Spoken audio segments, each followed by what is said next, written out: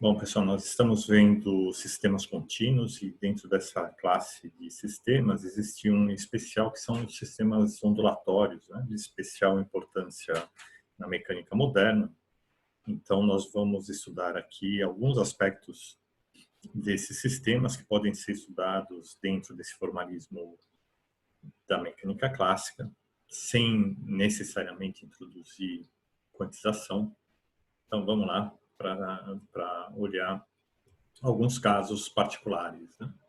Então, um sistema ondulatório, ele se enquadra no caso de sistemas contínuos, que são descritos por uma densidade lagrangiana, e aqui, em particular, a gente tem essa densidade, né, de um campo φ escalar, tem só uma componente, e isso é dado em função das suas derivadas, né? A derivada de φ em relação a t, derivada de φ em relação a x, aqui esse ponto está errado. Então, usando essa densidade lagrangiana, é possível mostrar que as equações de movimento se reduzem a essa expressão aqui. Isso é fácil de fazer usando o formalismo que já desenvolvemos aí para sistema lagrangiano, formalismo lagrangiano para sistemas contínuos. É uma aplicação bastante simples, nós já vimos um exemplo, e isso vocês podem calcular facilmente. É fácil chegar nessa equação, e aqui a gente já pode ver que isso é uma equação de onda, né, onde a velocidade de propagação da onda é dada por esse termo aqui, que sai desses coeficientes. Tá certo? No caso de uma onda se propagando no meio material, a gente tem μ, que é a massa, a densidade de massa desse meio, y é chamada constante de Young, que descreve um pouco a elasticidade do meio, né? Então, a gente tem essa expressão, aqui a gente já vê que é a equação de onda, a gente sabe resolver esse problema.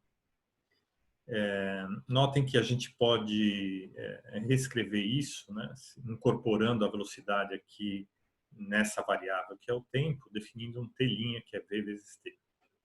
E aí, isso aqui adquire uma forma simples, né, na notação que nós temos usado, que é essa aqui.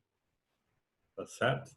Aqui a gente vai passar a usar não o espaço, a métrica do espaço euclidiano, mas a métrica do espaço de Minkowski, porque ela é mais natural para descrever sistemas ondulatórios.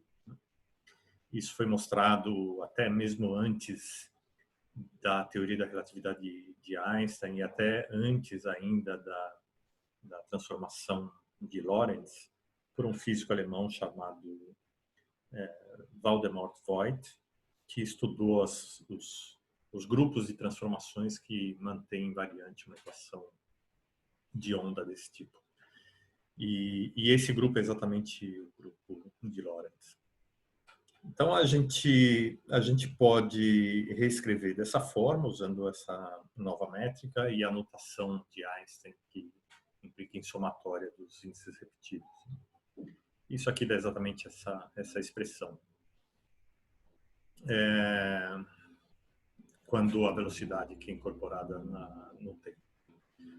E fazendo a mesma coisa para Lagrangiana, a gente pode escrever a Lagrangiana nessa forma.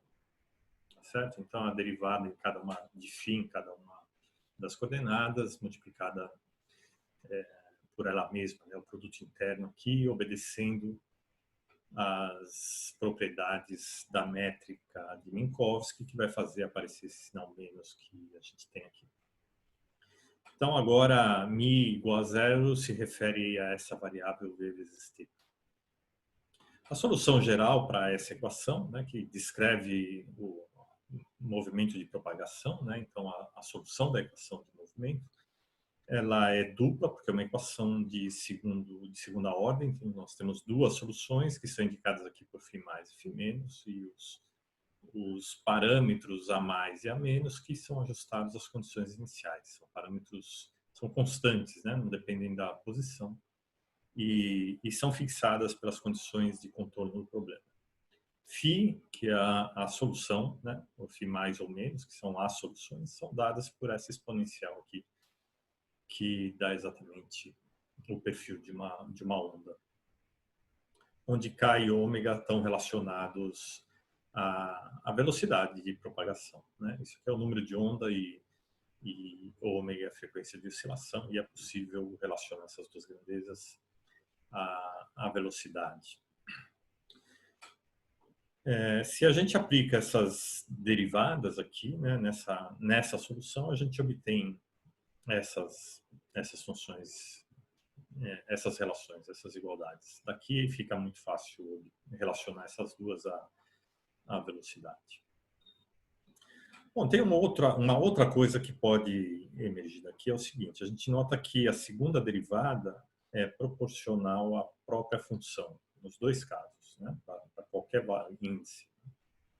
Elas são proporcionais à função φ. Isso permite que a gente estenda esse formalismo ondulatório para uma função desse tipo. Quer dizer, se a gente tem soluções desse tipo, equação de movimento, desculpe, desse tipo, onde a gente tem uma constante aqui vezes φ, vamos escrever essa constante como m ao quadrado, onde m a gente vai ver que é a massa, mas em princípio pode ser qualquer coisa, né? E vamos supor que a gente possa escrever como m é uma constante, m ao quadrado é uma constante, no formalismo da teoria da relatividade geral ou da geometria de Minkowski. Isso, se é um invariante, a gente pode escrever como produto escalar de quadrivetores, né? E esse produto escalar envolve essas componentes aqui, né? Então, a gente vai chamar de E ao quadrado e PI ao quadrado, porque a gente já está relacionando isso à massa e ao significado que ela tem nos sistemas quânticos, mas a gente poderia dar qualquer outro nome aqui, né? Notem que existem, quando você fixa M, existem infinitos valores de E e de PI que vão satisfazer essa igualdade, então ela não é completamente determinada.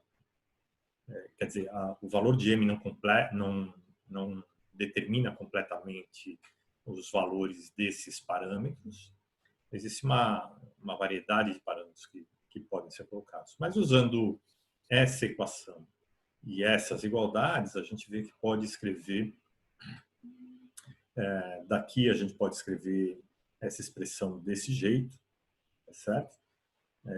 Aqui a gente está usando uma notação que tem um sinal trocado em relação a essa, né? Se eu colocasse mais aqui, menos aqui, porque o sinal de menos vem nas coordenadas espaciais e não temporal, no caso usual da métrica de Minkowski. Então, a gente tem essa igualdade que sai diretamente daqui, abrindo essa equação e colocando usando essa relação que nós estabelecemos, né? E isso pode ser escrito dessa forma e tem que ser igual a zero. Então, como que a gente garante que isso aqui vai ser igual a zero, né? Uma forma de fazer isso, aqui tem um erro, né, que é KI ao quadrado, não ômega, tá? Quando você substitui aqui e faz essas igualdades, você vai ver que isso tem que aparecer esse KI aqui ao quadrado para cada PI, né? Então, quando a gente faz isso, sabendo que E e P são arbitrários, né, existem vários valores que podem ser colocados e satisfazem essa igualdade, isso só vai ser satisfeito, né, isso só vai ser igual a zero quando essa relação é satisfeita.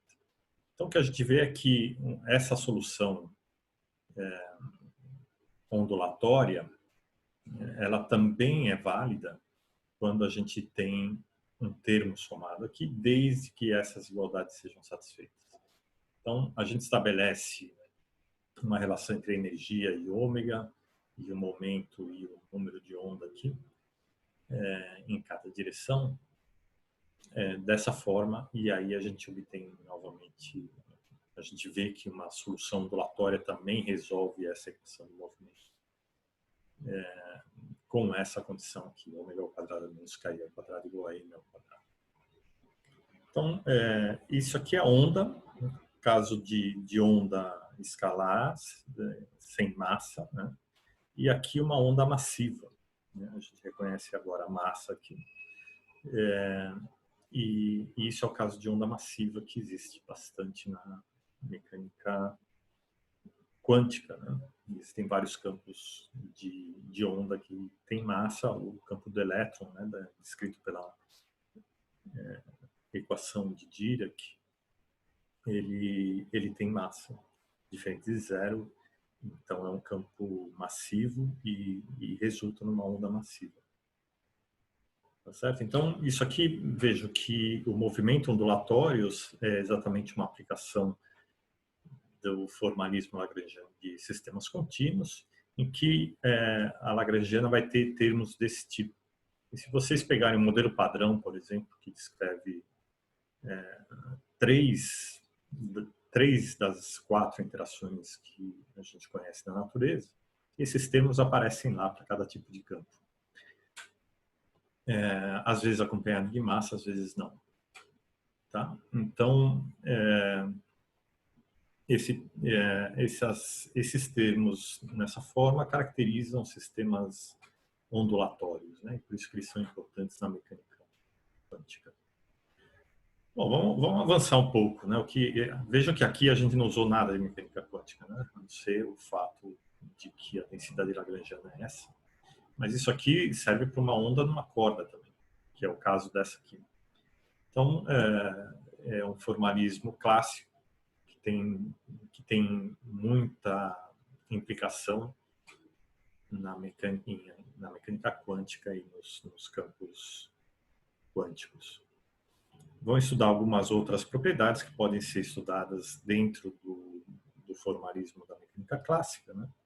Uma delas é a invariância por transformação de Lorentz. Quando a gente faz uma transformação de Lorentz desse tipo, né, do tipo translacional, a gente vai ter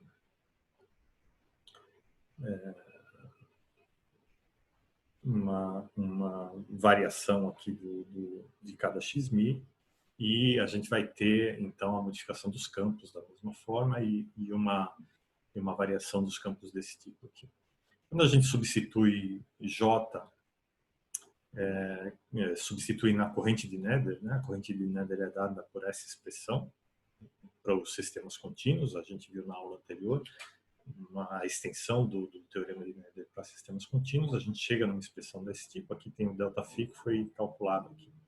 A gente substitui, calcula ΔL, ΔMiφ, que vai dar esse termo aqui, e esse aqui que vem do ΔΦ, calculado aqui.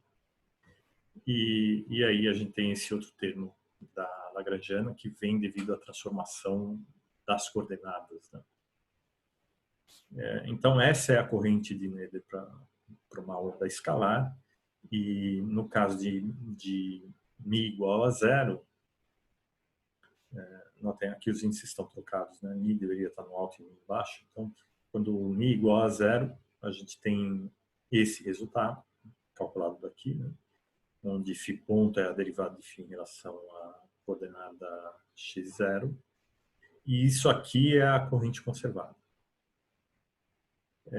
Se a gente abre e faz as contas, né? Substitui L, etc., a gente chega nessas equações aqui, tá certo? Que a gente tem aqui a densidade de energia, que é conservada, né? A densidade hamiltoniana, ela é conservada, e φ ponto vezes o divergente de φ, que é o momento carregado por essa onda, também é conservado, já que não tem nenhuma interação, é uma onda se propagando livremente num meio em que a velocidade é constante. Então não tem nenhuma interação e a gente tem esse resultado aqui. Essas são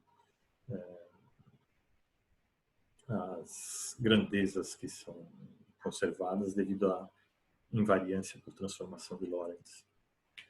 Então, a gente vê aqui que o nosso formalismo permite estudar várias características desses campos ondulatórios, que são muito importantes, e é possível extrair muita informação dos campos de Klein-Gordon, de Dirac, do eletromagnetismo. E esse é um estudo bem interessante que a mecânica clássica permite avançar bastante no conhecimento desses campos. Várias propriedades são possíveis de serem obtidas sem recorrer à quantização. Isso muitas vezes é visto só num curso de mecânica quântica, num curso de teoria de campos quânticos, mas não existe nenhum motivo para a gente não ver isso dentro do contexto da mecânica clássica, já que o formalismo é exatamente o mesmo. Então está aqui, e isso está relacionado a um dos trabalhos propostos, né, o estudo de movimento ondulatório. Vocês vão poder usar esse formalismo dessa forma ou de outras e avançar aí no estudo desses campos, talvez que sejam mais fundamentais, como eletromagnetismo, Dirac ou Klein-Gordon, ou outros, né? Quem quiser estudar propagação de onda no meio, pode usar esse formalismo para obter vários estudos. Agora, o formalismo, é importante ressaltar que o formalismo lagrangiano ou hamiltoniano também, estendido para os sistemas contínuos, não se restringe a esses campos ondulatórios. Tem muita coisa, né? Toda a hidrodinâmica pode ser obtida a partir daí, tem aplicações em mecânica estatística, né? Então, tem muitas aplicações aí. Infelizmente, a gente não tem tempo de ver tudo isso no curso de mecânica clássica, mas é um tema extremamente interessante e rico. Vale a pena vocês se deterem aí no estudo desse capítulo, porque ele é realmente fundamental em toda a física moderna.